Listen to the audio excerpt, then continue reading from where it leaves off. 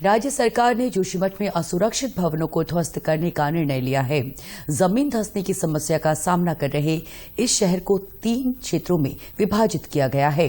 इनमें से एक खतरे वाला, दूसरा मध्यवर्ती और तीसरा पूर्णतः सुरक्षित क्षेत्र है। संभावित खतरे के आकार के आधार पर क्षेत्रों का विभाजन किया गया है। जोशीमठ को आपदा संभावित क्षेत्र घोषित किए जाने के बाद ये कदम उठाया गया। चमोली जिला आपदा प्रबंधन प्राधिकरण के अनुसार शहर में 603 भवनों में अब तक दरारें आ चुकी हैं। मुख्यमंत्री के सचिव आर मीनाक्षी सुंदरम ने कहा कि जिन भवनों को सबसे अधिक नुकसान हुआ है उन्हें गिरा दिया जाएगा। उन्होंने कहा कि प्रशासन खतरे वाले और मध्यवर्ती क्षेत्रों का सर्वेक्षण कर रहा है।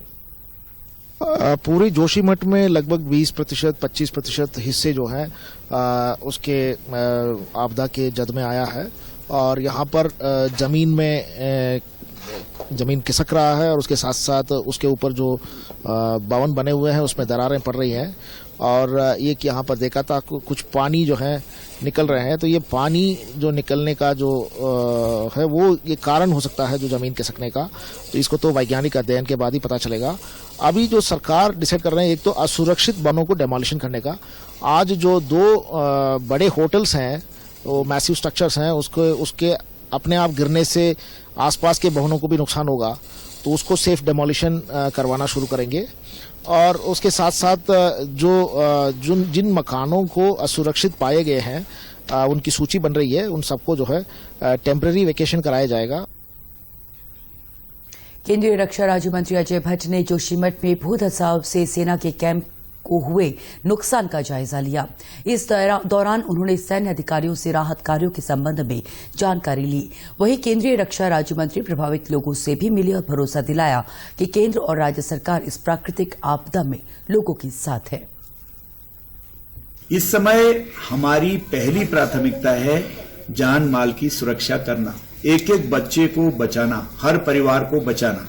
थोड़ा कष्ट तो होगा, अपने किराए के मकान को छोड़ के मोहल्ले से जब जाते हैं तब भी हमको बहुत भावुक हो जाते हैं हम लोग। ये तो गाढ़ी कमाई से मकान बनाए थे, किसी ने मजदूरी मेहनत करके खून पसीने की मेहनत से बनाए, किसी ने पेंशन आई थी तो उससे बनाए, किसी ने छोटी मोटी दुकान व्यापार किया उससे बनाए। खाली करने पड़े हैं, लेकिन ये जनहित में जानमाल बचाने के लिए करना पड़ रहा जो रहने लायक नहीं है। अभी कुछ लोग ये फैला रहे हैं कि सारे मकान तोड़ दिए जाएंगे।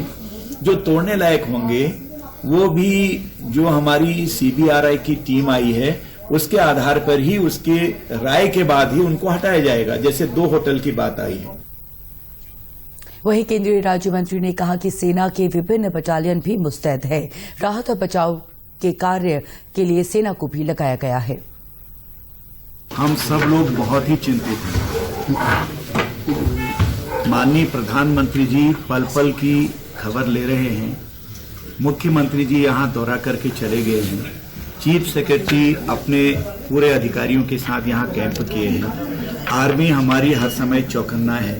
ये आर्मी वो आर्मी है जब 1905 में 5 ब्रिगेड अंग्रेजों ने अलग करी और सिविलियन को अलग करा, उसमें से 1 ब्रिगेड जोशीमठ में आई है।